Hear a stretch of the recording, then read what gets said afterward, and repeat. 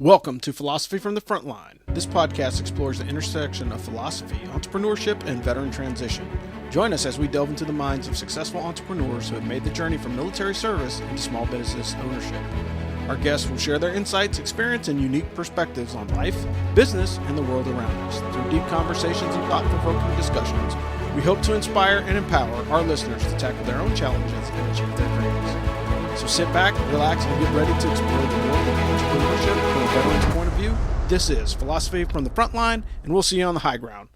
Welcome back, everybody, to another episode of Philosophy from the Frontline. This is episode number 77. So this one's going to have a different bit of a flavor to it because I'm interviewing one of my old soldiers, which I don't get the opportunity to do very often. I think I've done a grand total of like 5, maybe, in all these conversations. But we've got Sergeant Troutman here. We'll let him introduce himself, but he's working on a special project that's going to be coming out this summer that's going to honor the folks of Blackhawk Company 123, but it's also one of those things that we don't have. We've done a really poor job of capturing the history of a lot of the military organizations throughout the last 20 years. I mean, you've got tons of great individual stories. So there are lots of folks that have written their own books and kind of tell their story of it, but not something comprehensively to say, hey, look, this is kind of our story from start to finish. And I know that that's one of the things that he's working on. But without further ado, I'll pass the floor over to you, Sergeant T, to introduce yourself, give us a little bit about your background, stops along the way, and then... Okay. My name is Staff Sergeant Joseph Troutman, retired. I did 18 years in the military before I was medically retired due to a spinal injury. I served in Korea. I served in Stryker Brigade. I served at Fort Hood twice, 3rd ACR and in 1st Cav, and then finished my career at 520 again in 3rd Brigade in 2014. Wow. I mean, okay, so like light and mech assignments...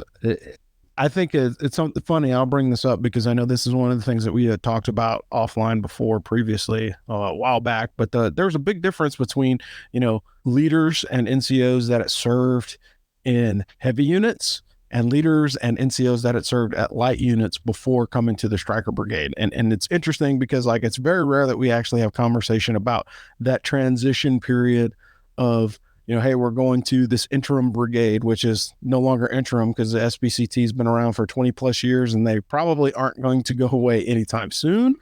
But, that was one of the critical pieces of it. So when we, Korea, I'm sure that was a unique experience because if you were anywhere close to the JSA, that was a completely different type of fight and mentality than it was like for everybody that was CONUS. Because we were all still planning, in the 90s, early 90s to go against the Russian mob coming down the, multiple tank formations, blah, blah, blah, that stuff. But I think it was interesting that we had a unique flavor of leadership coming into the brigade as the transition was happening. So did you serve with Captain Work? I got there right after he left. Okay. So days. It was like days. Yeah. I was going to ask you that question because again, in the history in the pantheon of company commanders in BCO, we had some good ones and we had some not so good ones. And I know that Captain Work, now Major General, was held in pretty high regard from everybody in the organization. And that was one of the things that it mattered, and that was one of the issues that we never really talk about. But as we get a little bit older and have some retrospective on our career, leadership is one of the most important things that we had to have, particularly in such a tumultuous time as hey, look, we're going to take all your Bradleys away. We're going to give you this brand new vehicle that really nobody understands. And then you're going to take it to war. So what was your first impression when you got to Fort Lewis then and you kind of walked into... I was in the chow hall in processing on 9/11. Okay. So I was sitting in there. It was like day 3, 9/11 hits. I'm in the chow hall. We're watching it go down on TV, on the TVs inside of there. And everybody was going crazy. Nobody knew what was going on. I had people telling me, get ready for war because we're going as soon as possible. There was mass confusion. Nobody knew what was going on. And a couple of days later, I got sent to 3rd Brigade. So I was in the 3rd Brigade quarters. I met up with the fire support NCO, and I was an E5 at the time, so I'm a young E5. I'd never actually been in a leadership position. I've only been an FO to this point. Yeah. So they didn't even have FOs because they were transitioning from the old FO to the new FO. They didn't even have FOs. All they had was just an E6, a lieutenant, an RTO, and a driver. So I was one of the very first FOs ever in the history of the Striker Brigade. Wow. They set me down. They set me down to 1, 2, 3, and I was the first E5 that was in 1, 2, 3. That was an FO, and they sent me to Bravo Company because basically they had concerns about the fire support NCO there and some of the leadership. So they sent me down there to kind of give them a gentle nudge in the right direction and told me not to mess it up. But not messing it, don't mess it up is always that's a critical piece of leadership, right? Like you're always don't F it up is when you take charge. But I will tell you that my first impression of Bravo Company, these dudes were out there training 24/7. They didn't have vehicles. They didn't have anything. And they were out there doing battle drills every single day. This is what I saw every single day was just dudes out there doing their job, nobody complaining, every day in and day out. But that's a direct testament. I may have never met Captain Work, but his impression was loomed large over the people in that company. I mean, it was his mentality. So yeah, and it's always interesting because it's always difficult to follow a commander that has done a good job because you just don't want to screw it up, but then the other part of it is and it's a problematic thing with a lot of leaders in general is like, hey, how do I leave my stamp on an organization? Sometimes your stamp on an organization is just maintain the trend line.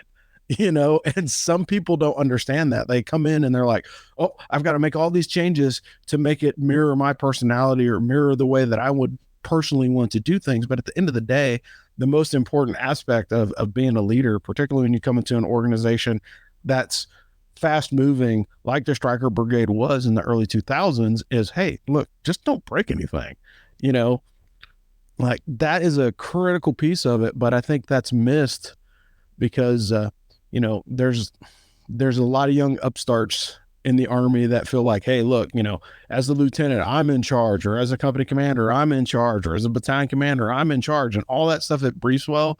But at the end of the day, you as a leader could be, the antidote or the poison, depending upon how your personality is when you get to the organization. Well, and everything changed so fast back then, too. I mean, from the time they turned in the Bradleys and the tanks, I mean, even until we got the first versions of the Strikers, like, you never knew what was going to happen. You could go in one day and things were going to be different than they were the day before. Yeah, so I can guard, like, every day, you never know what's going to happen. Yeah.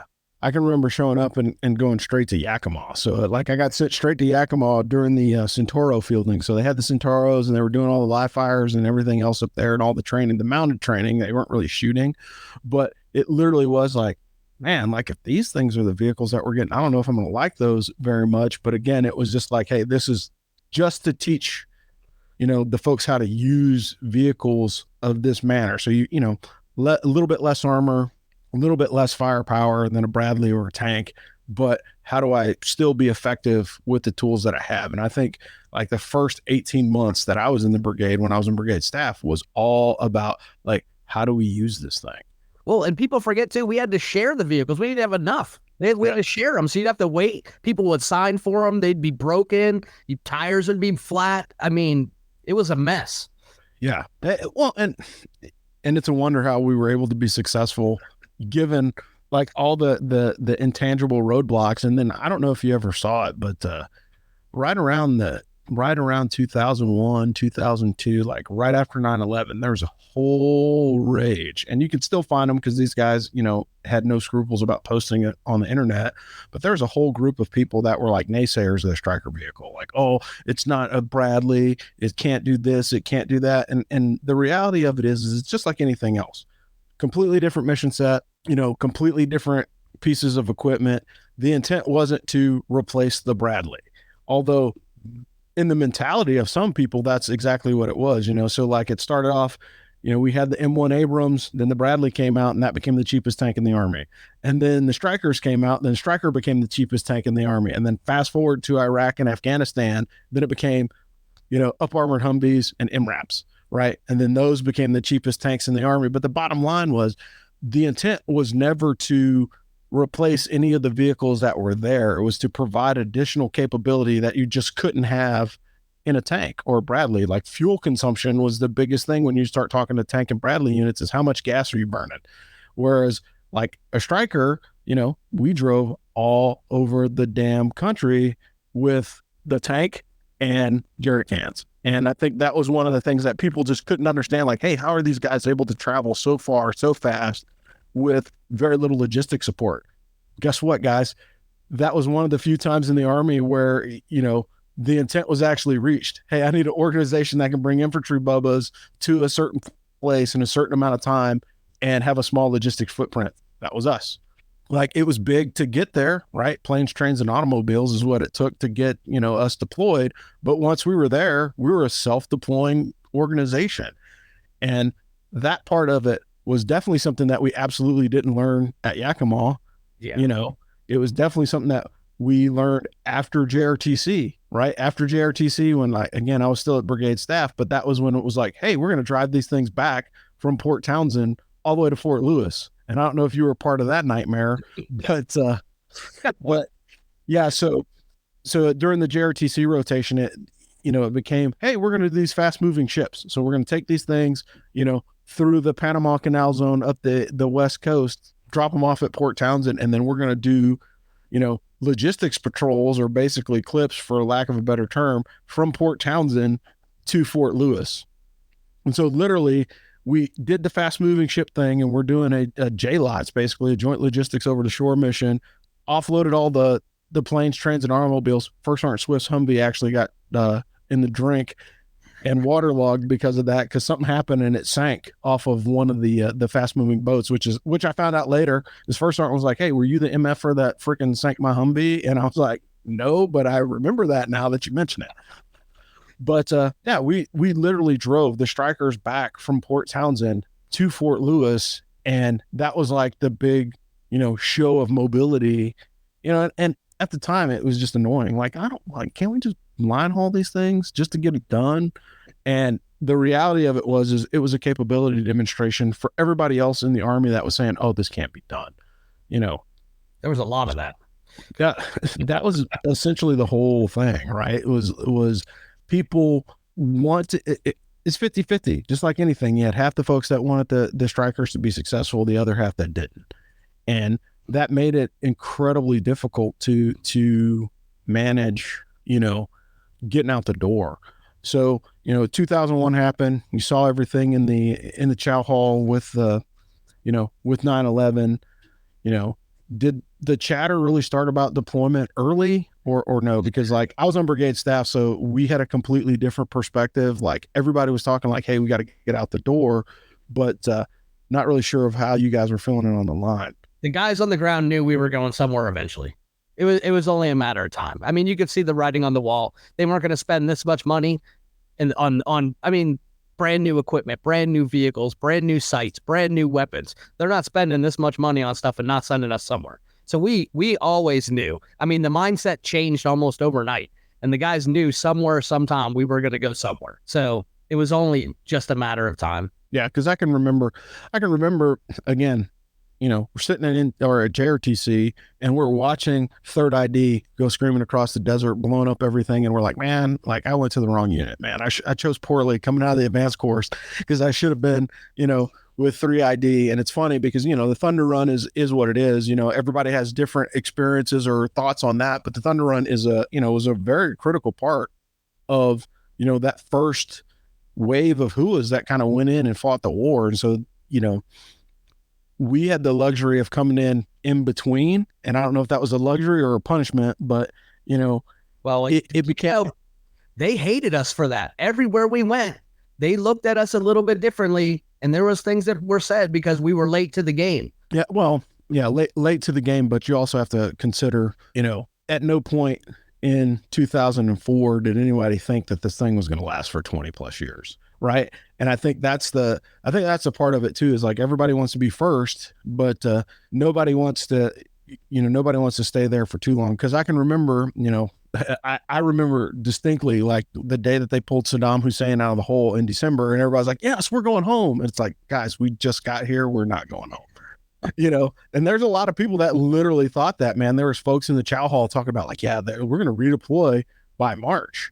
And it's like, that happened for the 101st, but that doesn't necessarily mean that's going to happen for us, because when you look at our orders, there were 179-day plus tasking orders, and it was like, I'm not sure that we're going to get out of here early, and it's so crazy looking back on that experience of all the things that happened. Like, we literally were in country when they took out Uday and Qusay.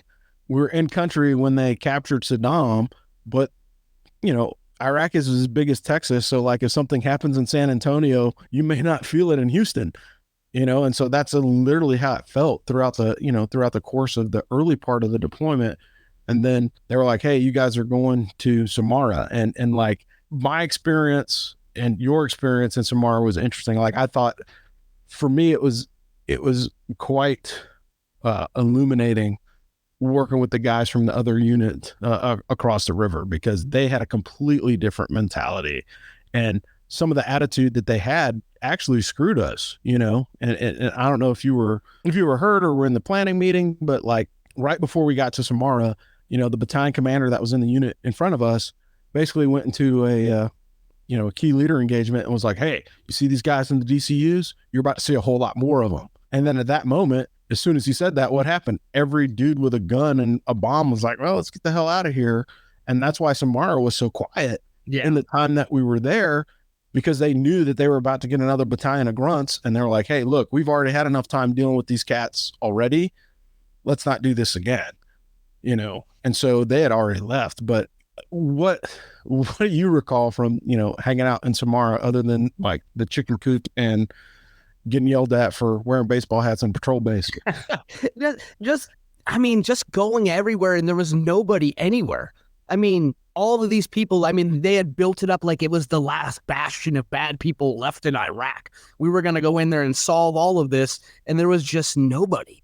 Like, it was ghost town city.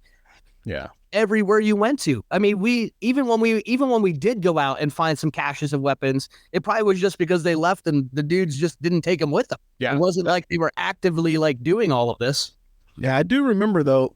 What was it? It was ACO that had that one striker get hit with the IED. Yes, and that was like when you really got to see the aggressive side of Colonel James, right? And everybody thought like, oh yeah, Colonel James, he's kind of cool, whatever. Like, he's a pretty chill dude. And I remember him standing on top of that building that in front of where the IED site was with the D9 dozer.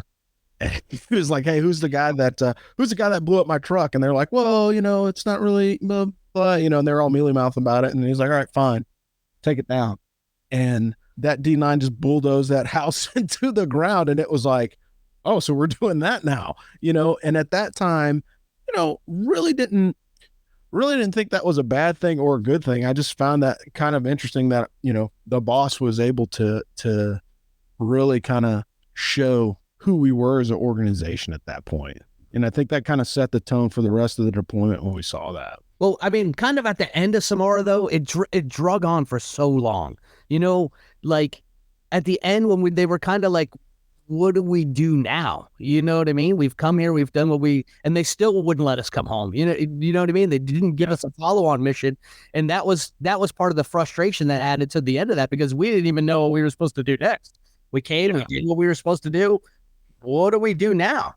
Except to hang out here and smell bad, and no one's got any supplies left. And yeah, Samara was rough, man. Like, I remember two vivid things. I remember the chicken coop that we destroyed because it turned into an outhouse. And then and then I remember one of the mortar variants hitting that freaking Texas barrier in the middle of the night, and that was a nightmare, because it was just like, wow, like, how did this happen? Who was driving? And it was one of those things, was design flaw that nobody really accounted for. It was like, you couldn't see underneath the slanted portion of the vehicle with the DVE. It's looking straight ahead. It's not looking on the ground. And so that's what happened. And it was very, very hard to see, because like, for those of you guys that have never driven at night in a foreign country with concrete barriers everywhere, concrete barriers are very, very difficult to see when you're under green lens. It's very, very hard to see under nods. And so that happened. But Samara was interesting. And then, of course, later on we get the orders to like, hey, let's move to Mosul. And again, that was another one of those long road trips that we did. And so we drove, and that's the thing that people don't understand. It's like we drove a lot as an organization. I mean, a lot. We drove from Kuwait into Iraq. We drove from, what was it? Used to be Taji.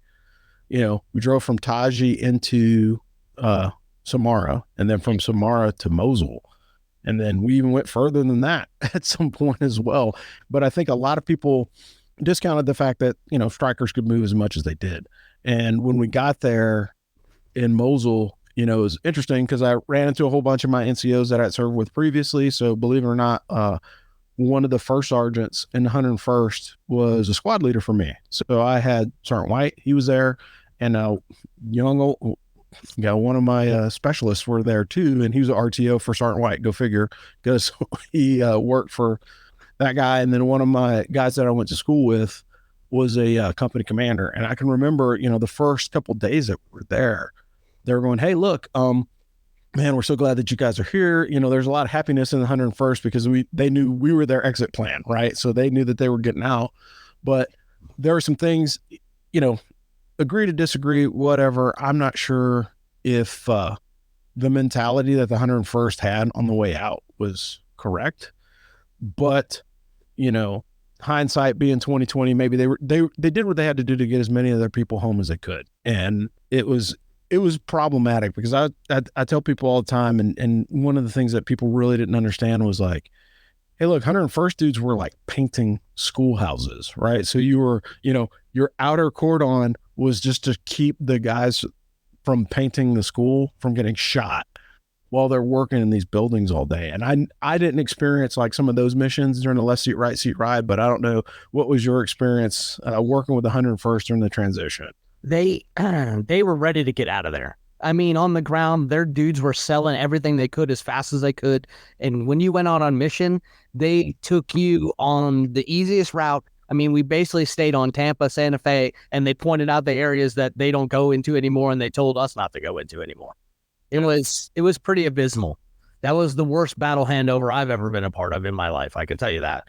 Yeah. And I don't think it was, and I don't necessarily think that the soldiers were bad. And I say that all the time because there's no such thing as bad people. It's just varying degrees of professionalism. But at that point, when you've been there as long as they had, day in and day out working the cycle that they were working, I can understand why there was some fatigue, and I get that part. But like one of the things that I saw was like when we went out on our left seat ride mission with them, left seat ride with them, they were like, hey, look, we're going to go out there. We need your MGS platoon for outer cordon and blah, blah, blah, blah. And I was like, hold on a second. Like, look, if we're going to do this, we're going to follow the way that you guys conduct the operation. I'm not providing you any of my stuff to do the left seat, right seat ride. I need to see how you guys execute your mission, vice how we're going to execute our mission. And like, there's a rub with the battalion headquarters. At least the S3 was not happy with me when I was like, no, I'm not giving them any of my vehicles for this mission. They have to be able to hold their own. I don't care if they turn their crap in or not. We are not going to provide, our trucks to them because we need to see how they're executing their mission. And went out on a mission. It was in Old Town. These guys rolled out with 4 Humvees with a machine gun team on each one of the Humvees and about 20 cats. And the company commander and the first sergeant were on the objective too. So me and Captain Tiffner go out with these dudes. We watch them hit the target, and like we're standing around going, okay, what the hell is going on here, man? Like these guys are really doing it undermanned. And again, it was part of that, hey, we're just ready to get out of here. We're ready to get out of here. Like we got in there, and me and Captain Tiffner are standing inside the target house, and I look at him and I'm like, hey man, cover the door, because nobody's covering the door right now. And if something were to happen, we would be in trouble. And part of it was complacency, I think, but the other part of it is they were ready to go. But one thing that I have found through writing and researching and doing all the stuff that I have is I don't think that they were prepared to be there for as long as they were. Their mentality changed right after they got Uday and Kusei. The dynamic in the city started to change a lot. And some of the people were waiting for Saddam to come back. I mean, this is before he got captured. So between July and December when he got captured, they all thought Saddam was going to come back. They thought we were going to leave. Saddam was going to come back. And it absolutely played into the insurgency in Mosul because a lot of dudes in the army, especially in some of the special branches and Saddam loyalists, were from Mosul. And they all lived there. And they just went to ground. I mean, there was no big battle. The 101st didn't have to battle for Mosul. Those dudes just went to ground and disappeared and waited. And then after Uday and Qusay got killed, they started the uptick. They started the violence in the city, especially it just became overwhelming to the guys in the 101st. And the more that it went on, the less they really cared. They really just wanted to get out of there, and it got worse. The indirects started happening on the FOP. They started getting attacked. Their sergeant major got killed. I mean, they just got beat down. And I think that played a huge part of it at the end too. Yeah, and like I said, not making for or against commentary. I'm just saying what I observed. And one of the things that I came from that whole thing was like, look, we are not going to roll out with anything less than a platoon every time we conduct an operation. And that became the standard for the company. So it was like, hey, look, you can go 3 squads in a platoon, or you can go 4 squads in a platoon, just depending upon, whether it was day or night, and the reality of it is at nighttime, we always rode with 4 vehicles. And that was kind of when we got into the habit of attaching part of the headquarters section to whatever platoon that was conducting night ops, right? So it was me, first sergeant or the XO always went out with the night platoon. So we always had somebody out on the night missions to make sure that, one, you had somebody that could call in assets if there was a fight. But the other part of it is to give the guys a break, because we saw the fatigue and we saw the exhaustion that was coming out of the 101st. And so it was like, hey, look, we've got to stay on top of this so we can keep people as fresh as possible, because we don't know how long we're going to be here. And I think that was one of the things that again, from experience and observation, it was like, hey, look, we need to be prepared for that kind of contingency. And so we rolled out, 3 vehicles during the day, 4 vehicles at night. And that was the standard. And that helped us, but it also hurt us, because I know that there were some opinions, and those people will remain nameless, and you know who it is because you were there. But we had people that really did not like the fact that we only did platoon level ops, and they were like, well, why can't you guys be like Charlie Company? Well, because they can walk into their sector, man. Like they can do 20 patrols in a day, because they can launch, 9 fire teams at a time. So they're doing a fire team level patrol for 2 or 3 hours. Like for us to, like, if we sent a fire team out in the middle of our sector, they would have died. Just because, the area that we were in was bad. And most people don't realize how big our sector actually was. Our sector was huge. Yeah. Well, and that's the thing that, most people don't understand. Like, we had from the Yarmouk traffic circle to the water treatment plant. So if you've ever looked at a map of Mosul, we could show you that. And, it was a huge swath of land that had a lot of resources, had a lot of activity in it. And we had the worst neighborhood on the western side of the river in Hyatenic, and people just couldn't understand that. And I think there's a lack of understanding, but that also comes from leaders not getting outside of the wire, right? So if you are an infantry leader, and I will say that if you are in an infantry battalion on the ground, you have to get out to see what your soldiers are experiencing, because if you sit in the puzzle palace all day, every day, or you only go out on, high priority missions, you're going to miss out on everything that's going on. And that was like part of the mentality of some of the field grades in our battalion, is they were more focused in on, well, I got to get these reports done. And the only time they left the wire was when we were doing a, battalion level operation. And at that point, like, no, you're wrong, because like that part's where everybody switched on. I need you to go out there when, it's literally MGS platoon and one of the mortar trucks going out to check on the loop. Like, that is a boring mission. Like, that mission was terrible. And then add the layer of, hey, you got to chase the mad mortar guy out there, and it was like, I can only do so much with the organization that I have. So that was kind of missed out. I know that I started writing towards that, but not to steal any of your thunder, but part of the reason why Sergeant Troutman is on here is because he is writing a book, and the book that he's writing is to kind of capture the whole experience of BCO, basically from soup to nuts on that first operational deployment. And it's not to say that, it's not to say that they're any more or less, because there's been a ton of freaking heroes that have walked through the doors of BCO in 1, 2, 3 for generations now. And it's, it is a testament to you to find all this information and capture it, because again, we didn't talk about it, because we were so focused on the mission, we didn't talk about it. And we had one guy that did, and guess what? He was told not to talk about it.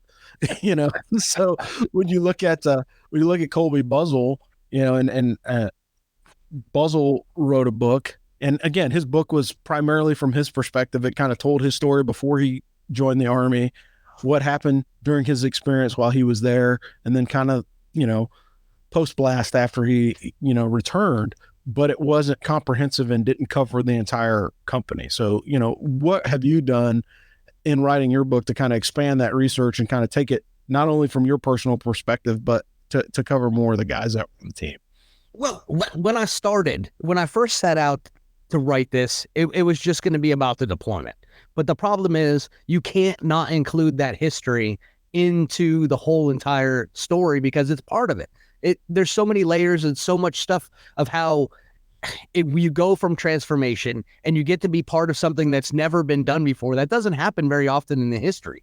So to get into the Strikers Brigade, and honestly, if we're being honest here, we changed the way warfare is fought. You don't get to be a part of that kind of a history very often. So I think it was important to be able to tell that story. But it wasn't just me, and it wasn't just First Platoon, and it wasn't just the commander or the First Sergeant or the XO. It was the whole entire organization working together that made it so successful. So if you're going to tell the story, you got to tell the whole story. And that's kind of what I've been trying to do, is get all of the information I can, do the research, I've talked to 30, 40, 50 people that were in our company at the time during the deployment, to get their stories and try to put all of these stories together in one story that tells the history of BCO 1, 2, 3 during the deployment. Yeah. And that's super interesting, man. Like I appreciate it, because again, I think our company, we could argue was probably one of the best rifle companies. We're definitely one of the top 3 in the brigade for sure. And I would tell you the other 2 guys that would say that they were the top companies are friends of mine. And so we've always had this argument, and it's like, we all sat in the same room, and it's like, at some point you're looking at the best company commander that was in the Striker Brigade, and all 3 of us were together. So if you don't know, Colonel Knudsen, who was in Charger Company of 2-3, and then Colonel Beatty, who was in 520 with us, like we always had that argument, because we all served in 18th Airborne Corps together too, and went back to Mosul, which is even crazier years later. But we all kind of had that testimony of like, yeah, I have the best rifle company, in the Army, and it showed based off of the activity that we had. And the funny part of it is like sitting back and looking at that whole experience, was we shouldn't have been successful, And the reason why we shouldn't have been successful is because we were kind of like a stand-up brigade, a round-out brigade for 2nd Infantry Division, new vehicles, all this changeover in leadership, all these other things that should have been contributing factors to a, middle tier to lower tier deployment. Like, hey, look, nobody really gets hurt, but we didn't do anything of substance, and we've all had those deployments before where it's just like, man, I'm really wasting my time twiddling my thumbs, just waiting for this year to end, but that was not the case. We literally got thrown into the fire, and, we had a couple of authors, come out of the company. So I know Sergeant Habe wrote a fictional version of some of the things that happened, and, Buzzle's version of the story. And both of those are like well-written books. I'm not going to say that they're not, but those weren't comprehensive of the whole thing. And a lot of people don't realize that 23rd Infantry Regiment is a big deal. And if you know about transformation in the Army, not only was the 23rd Infantry, transformative with the Strikers, but they were also transformative into, helicopters in Vietnam, right? So, here we are 22 years later that We Were Soldiers came out. And guess what? The unit that Mel Gibson is in battalion command of is 1st of the 23rd Infantry, and that got reflagged into 1st Cav, right? And so Tomahawks were there. Tomahawks were there during the transformation from, just regular grunts to air assault guys. And then again, it happened when we went from tanks and Bradleys into Strikers. But that's, but that, again, by no means am I a military historian, but these are just things that I kind of remember, and so it's awesome to have somebody that is willing to capture not only just the small experiences, but the overarching thing as well. Well, and one thing too that people don't understand, and you're not really going to understand unless you know the dynamics of how Mosul operated. I mean, Mosul was kicking off and hopping before we got there. Like I said, the 101st, they were seeing some violence, and then we get there, and then they waited until we left. They were so afraid of how we operated that if you look at what happened right after we left, they knew we left. And as soon as we left, that's when all the problems started again. The battle for Mosul. You hear everything about the battle for Mosul. That would have never happened had we been there, because they were too afraid to attack us. Yeah. And again, this is one of the points that I always made. And everybody's like, oh, you can't kill your way out of an insurgency. You absolutely can. It's just not favorable. Right. That's the first part. The second part of it is like, I say this jokingly, and people don't believe me when I say it. Like, people were afraid to shoot at me. Like, Weber and I would walk down the street in the middle of the road, and, we were leading with our chin. And, it goes back to the whole discussion. It's like, hey, like, why do people care if the LT gets hit? Well, if the LT gets hit, like, that's the governor on, the level of violence that's received. And like, Weber and I used to walk down the street, and the reason why we did it was because it was like, hey man, look, nobody's going to take a shot at us. They're not that dumb, because they know if they do, and I used to tell people all the time, like, hey, if you're a platoon leader or company commander, like, I don't IMT, like, why? I got people for that. Hey, 2-6, I'm moving in your direction, increase your rate of fire. Right. Like, and I walk towards those guys, and they're freaking suppressing everybody. And that was the thing that people didn't understand. And we had the advantage of going through transformation. And one of the other things that I think like shot a lot of units in the foot was not having that time in Doha to work through TTPs to get themselves ready. Right. I think that 30-day period of where we were, driving through the desert at night and staying up late and figuring out, pushing the vehicles to the limit, pushing the guys to the limit, figuring out how we are going to do this thing helped us tremendously. Because unlike everybody else that kind of, I remember people going, man, well, why did you guys drive back at night? We just slept out on the range. It's like, look, I don't need to sleep in body armor to know that shit's uncomfortable, And so we came back every night, and at first everybody's like, man, I don't understand why like well, Charlie Company and Alpha Company are staying at the range and blah, blah, blah, blah, blah.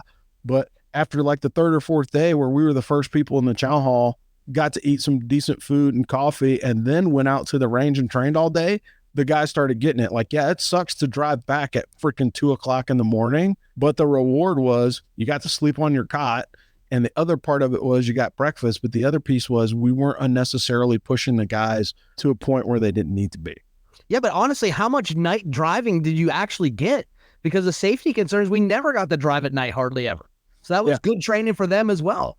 Because the operations, you just don't do operations during the day. Yeah, well, and that was the other advantage that we had. Like, so when we started driving at night and we were driving blacked out under nods, we had one incident the whole year, right? The whole time that we were driving, and that was because a guy drove crazy and ran into one of the strikers in first platoon. That was it. That was one incident after thousands of hours driving at night, and that was the thing that people didn't understand. We drove everywhere under nods, and people were like, well, how do you guys do that all the time? Because we train for it. Well, I remember when we were in Kuwait too, and we were driving, and those guys were driving with the hatches open, the driver's hatch open. And I was like, what are you doing? You think we're going to war and that hatch is going to be open? Your driver has got to get used to driving with that hatch down. You cannot let him have that hatch up. They looked at me like I was crazy. Yeah. But again, like all those little things that we did, and these were all those pieces and parts of like Sergeant Troutman, hey, button your freaking hatch up. Hey, you go do this. Hey, make sure that you have, your sandbags on there. Like, look at what happened after we left. Like the Striker became a rolling pillbox, like those vehicles became so heavy because they put so much extra material on them to protect them from bombs and blasts and bullets. It was just like, dude, just freaking shoot the dude. shoot the guy. You know what I mean? Like if you shoot the guy with the weapon, then you don't have to worry about having all that extra shit on your vehicle. And like it surprised me, like all the camo netting and all the other stuff. And it's like, I get it from a force protection standpoint, but I also know that that vehicle is big and heavy, and adding all that extra stuff just slowed you down and made you less maneuverable. And like, I never understood it. And again, maybe we had the luxury of being first, and so we didn't have to deal with a lot of the other stuff that everybody else dealt with. And I can't say, you know, I can only speak to my experience in the Striker in 03 and 04, but like, I think it was legitimately because we were so violent that we didn't stay on the trucks. Like that was the thing. Like it wasn't one of these, it wasn't death before dismount. Like if you popped off at us, like the ramp was dropping and you're going to have 42 Muldoons standing in your driveway. Like, hey man, why did you know, I remember like vividly the day that, you know, the kids were throwing rocks, you know, you started throwing rocks. Next thing you know, surrounded the freaking playground and like, hey, don't throw rocks at us anymore or we're going to have a problem. Right. And guess what? It stopped, you know, because we put a human face on the people that were there. That was part of it. But the other part of it is like, we don't want to take the chance that these guys are not going to hurt us. Right. And so I think there was just a balance there that didn't really happen. I don't think it's even hard to write about just how fast we did things too. Everywhere we went was fast. We gunned down. We pushed people out of the way. You know what I mean? We honked our horns. We fired warning shots. We bumped you out of the way. We were getting to where we were going to go, and you weren't going to stop us. Yeah. So you're either going to get used to us and move out of the way, or life is going to get difficult. Yeah, and I think that was a healthy respect for who was around at the time. That's literally what it was. I can remember, and I'll end with this, but I can remember when the new S3 came in, and we had that one raid where I forget who it was, but one of the NCO's shoulders popped out while he's going across the assault ladder. And when his shoulder popped out, like literally the guy behind him pulled him off the assault ladder, climbs over the fence, and just starts throwing concussion grenades. And so you watch, you know, the courtyard of this building just light up. And the next thing you know, like, hey, we're on the objective, we're clearing. And it happened so fast that like the S3 called me and he's like, holy shit, man, is that how you guys do it every time? They're like, sir, that was actually a little slow because we had a disruption before we got into the wire. And he looked at me like I was insane, but it was like, look, it's not me, it's the guys. We rehearse this so much that when we get to the point where we have to execute, it's second nature. You know, it's second nature. And that was the thing that like full force rehearsals, force on force rehearsals, all the things that like people who this is BS, man, like you're doing this Ranger School stuff. Like, guess what? Shit works, man. Like part of the reason why we were so successful is because we drilled it down to the bone. You know, everybody knew it. It was simple things like, man, I can remember, you know, Armstead complaining, hey, sir, like, why do I have to sit on the fifth V and use my radio? Because y'all had the extra stack of radio, so I turned you into the retrans vehicle, right? But we never had problems with comms. Right. Everybody's like, well, I don't understand why Bico can talk so well all the time. Like, we hear everything because we got a retrans vehicle, Tommy. You know, like that was part of who we were. And people didn't understand it was all those little things that added up to the big thing. And like, that was a part that like, still to this day, I don't think it sunk in with how incredible that organization was. But also it didn't matter who was out there. It didn't matter if it was first platoon. It didn't matter if it was second platoon. Whoever was out there, the face was the same. The aggression was the same. The way everything operated was the same. We were one unit. Yeah. That is a huge part of it as well. Because, I mean, with the raid cycle, there was no drop-off. Whoever's turn it was in the chute, they just went out there, executed, and all the action after reports that I've read, everything ends with no shots fired, no shots fired, no shots fired, because we took them in there so violently and so fast that they didn't even have time to react. I can remember, first platoon, and it's funny because I caught up with Lieutenant Moreno years after we've talked about a couple of things for completely different stuff. But I remember vividly, he was like, hey, sir, we don't want to do an explosive breach on the bomb maker's house. So remember when we went to the bomb maker in Hyatinic, and I was like, oh, God, like, look, man, it's like, I hear what you're saying. Yes, there's probably a threat for a secondary explosion if you go in there too hot. I completely get it. But make sure that you rehearse that mechanical breach, and you have a plan to have somebody in that stack with a flashbang, and sure as crap, they hit the door, doesn't open, they hit it again, doesn't open, the third time it pops open, and Sergeant Purdue chucks the freaking flashbang in there and catches the guy as he's running up the steps to grab his freaking his weapon, right? That saved lives. Like Talafoa being a bomb sniffing dog in a previous life saved lives. Like the number of IEDs that kid found, tremendous human being. And these are like all little stories, but again, all these little stories kind of layer on top to make this big, huge, like, wow, like we lived a pretty doggone charmed life throughout that deployment. But we'll wrap this up because we've been going for almost 45 minutes and I don't want to, take up too much more of your time. But give me one story that surprised you, maybe one that may not be in the book, might be in the book, but just give us kind of a preview of a good story that you've collected over the time that you've been doing these interviews. I mean, I'll tell you what the most hilarious thing is, and it's got to be First Sergeant Swift. First Sergeant Swift was a rocket and mortar magnet. Everywhere that dude went, if there was indirect flying, First Sergeant Swift was standing right there. He had duds hit right. We went to mail call not once, not twice, but 3 times. Duds in the middle of the mail pile. Go in the chow with you when you guys got hit. I mean, everywhere First Sergeant Swift went to. And that dude, I mean, First Sergeant Swift was great, but he was crazy. He'd be talking to his combat patches. Nothing seemed to faze that guy. He would end up on patrol. You wouldn't even know he was out there. It's like he lived in the city in one of the buildings, and he'd be the 4th man in your stack as you're entering the building. He'd talk about, don't worry about me, I'm not even here. Like, yeah, where did you come from, First Sergeant? Or the time we had an IED and we were waiting for hours for EOD, and he just pops up and he's like, hey, Troutman, have you thought about shooting it? Like, what are you talking about, First Sergeant? He's like, if you shoot it, it'll blow up, and then we don't have to wait for EOD anymore. Yeah. First Sergeant Swift was awesome. I don't know if we were as successful as a company if we didn't have First Sergeant Swift. Yeah, First Sergeant Swift like always made me chuckle. Hopefully you'll put the story about Sergeant Horner in there on the 4th. That was a good story. And then I'll never forget it. I forget it. Was it the 4th? It may have been the 4th of August. It may have been on the 26th when we took back the police station. But I looked down out of the truck. I just got off the radio and I looked down and I see First Sergeant, and he's like drinking a Sprite. Like, okay, First Sergeant, where in the hell did you get the Sprite? And 2, like, why are you standing outside of the vehicle? He's like, hey, sir, I'm enjoying my tasty beverage. Like, dude, get in the truck so you don't get shot. Like, come on, man. But he was a saving grace, man. And I will tell you, between him and having both of the Bens, Captain Tiffner and God, forget his name now. Captain, geez, I'm getting old. But both the XOs were great.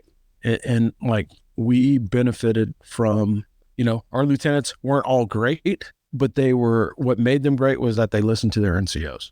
And so that's what helped us, because again, like, we had the right balance of youth and experience. Iverson was the other Ben. So Ben Iverson, I don't know why I forgot that for a second. But between Captain Iverson and Captain Tiffner, and I will tell you to the point where even General Townsend remembered us, and he took command afterwards, right? But he was, how they always drop your leaders in and let them do like left seat or right seat rides or whatever. And he actually went on the mission with 1, 2, 3 when I was gone on leave. So it was in August of 2004. And when I talked to the CG when we were in Mosul again, General Townsend was like, oh yeah, you were in command of BICO, weren't you? I was like, yes, sir, I was. He's like, dang.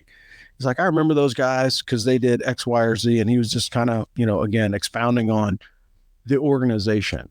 And now, all that being said, and we'll wrap the show with this at least, and we'll give you the last word, but I'll say one last thing is it's not that the whole unit wasn't like that. Our entire brigade was very, very unique in a very unique time in the Army.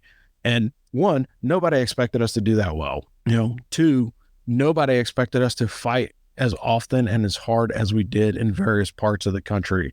And nobody's experience was the same. And that's the thing that it's hard to talk about, combat deployments, because some people had like oh crap, my head is on a swivel 24/7, 365. And then there were some people that didn't have that. And early in the war, a lot of people did have that just because of the amount of indirect and all the other things that were happening. But at the end of the day, like, it was a tremendous experience to be involved in any part of that, you know, and the fact that, again, that you're taking the time to write a book about, you know, our experience as a company is great. But again, I appreciate you taking the time to do that, because, you know, we have to honor, you know, our generation of, you know, folks that went out there and did it. You know, we have, you know, like, when you think about it, we're closing in on, you know, the 80th anniversary of the Normandy invasion. Those guys are gone. You know, like, most of those guys are, you know, we're losing World War II vets. Most of the World War I vets, I think we don't have any surviving left from World War I, maybe. You know, Korea is next, Vietnam, and then, you know, fast forward, like, we're going to be set. And so to have somebody to capture those stories and be able to pass them on to the next generation is very, very important, because, again, like, people didn't believe it, man. Like, when I talked to Captain Durham, when he went to the advanced course, he was like, people did not believe that we did what we did while we were there. And Captain Durham was like, no, sure as crap, man. I was there. I was at HHC command or HHCXO, and this is what they did. And he's like, well, why didn't we hear about it? And, you know, Captain Durham, without missing a beat, was because nobody got killed. That's right. You're 100% correct. If we'd have lost more soldiers, they probably would have made a movie about us already. Yeah. But, you know, nobody wants to, like, and I think, honestly, that's the part that is the most disappointing about the last 20 years of war, is the fact that we never gave accolades to the people that, like, didn't get overrun or didn't have, like we had huge firefights. We had tons of firefights. Everybody in the company, to include, you know, the supply sergeant, got shot at. Everyone, you know, everyone. Like, we even had dudes get shot at, you know, when they were thinking about coming to the company, and we ended up sending them to battalion because they weren't ready for prime time. You know, like, it happened, and there was nothing wrong with that. You know, like, hey, look, like, this guy may be a great platoon leader a year from now, but he can't do it today because he's going to get somebody killed. And that was okay. And we were okay with that. But even in our experience, even in the same battalion, we had ebbs and flows with different people in different parts of the organization. Some parts were better than others. Some parts were bolder than others. I'll never forget it.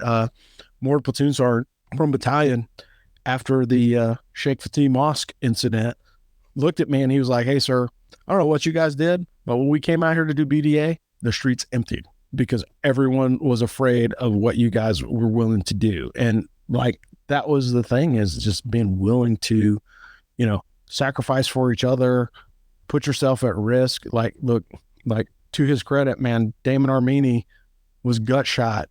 And, like, thank God he, you know, his kids are grown up and about to join the Army now because of, you know, all the great things that people did around him when he got hurt, you know, and that's a story that, like, hopefully will make the book. Anyway, it's definitely going to be in there. Trust me. Yeah. But I'll give you the last word. Anything else that you want to plug or anything you want to talk about before? And I just wanted to say, like I said, this is a story worth telling. You know, not just because I lived through it, but because I'm a history buff and a history major. This is a part of history that's not really talked about a lot. And it's important because this is what happened before and what happened next. Everything fits into it like a puzzle. And it's a story worth telling. Like you said, there's a lot of heroes out there running around that deserve to have the credit for the things that they did, you know? So that's why I write this. I mean, we're a family. We always were a family. We're still all a family to this day. I still contact guys that I talk to almost every single day that I met in BCO. We were just different that way. We scattered to the three winds and all stayed together. So this is for them. This isn't about a story for me. You know, I'm just the narrator of the story. This is our story. Yeah. And I can appreciate that. And like I said, this is great. I could go on and talk for hours about this stuff, but I don't want to steal too much content from your book. Right. But, hey, look, I've, Rob Robinson for Philosophy from the Front Line the Staff Sergeant, retired Joe Troutman. He is going to be writing a book. What's the name of the book? It's called Gods of War, The Legend of Blackhawk Company 123 Infantry. All right, so look for that. It's coming out this summer, August time frame. August 4th, hopefully, on Amazon. Oh wow, August the 4th. Ironic. There's a day about that. I'll drop the actual podcast that we talked about August the 4th in the description.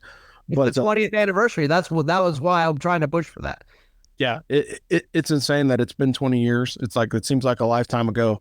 But I used to tell people all the time, like, hey, if we deploy and I make it through August and not get in a gunfight, I'm happy, because, you know, the stage was set very, very early. And, you know, we've been incredibly blessed to be able to have our wits and our faculties about us and still be able to do things. And for you to be able to put pen to paper and write something of this level. And it's very, very appreciated. It's honoring the guys that we did lose, but it's also honoring the guys that are still here that have lived in their absence. And so we'll wrap the show with that, but just wanted to say thanks for coming on. We appreciate it. We'll get you on again when the book comes out. I want to do a panel discussion with as many guys from BCO as I can. I don't know how many folks I can like jam into this room. We may have to do a Zoom call or something just to get as many people on board as we can. But this has been a great opportunity. Maybe we'll make it smaller chunks and we'll do like a first platoon thing, second platoon thing, a third platoon thing, and just invite guys from each one of those platoons to come on and tell some part or all of their story. Because again, the perspective is always different. Yeah. That's one thing I definitely noticed. You know, and I will say, but as a whole, we all felt the same lumps. You know, so if something happened in third platoon, it was felt in first platoon or second platoon, because again, that was the closest organization that I had ever led. And I can remember, you know, in the evening, the next morning on August the 5th, early, and I looked down the row and like the entire company is awake, like processing what happened. You know, that was pretty daunting, because I think everybody was kind of like contemplating their mortality, because we had just spent 18 hours in a gunfight. Yeah. But that's a great story. And again, I'll drop the link in the description, because I have talked about that before on the show. But again, this is Rob Robinson from Philosophy from the Frontline. This is episode number 77 with Staff Sergeant Joe Troutman, and we will see you guys on the high ground. Thanks. Thanks for listening to Philosophy from the Frontline with Rob Robinson. We will bring you more interesting veteran transition stories, veteran advocacy, and more information in veterans transition in general on a podcast platform near you. This is Philosophy from the Frontline, and we'll see you on the high ground. Thanks.